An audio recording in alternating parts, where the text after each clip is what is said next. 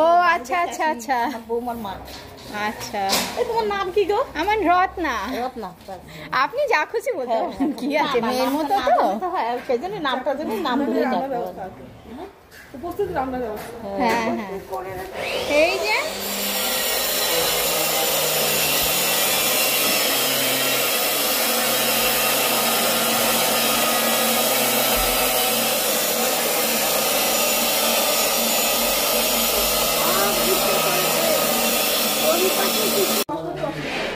সেই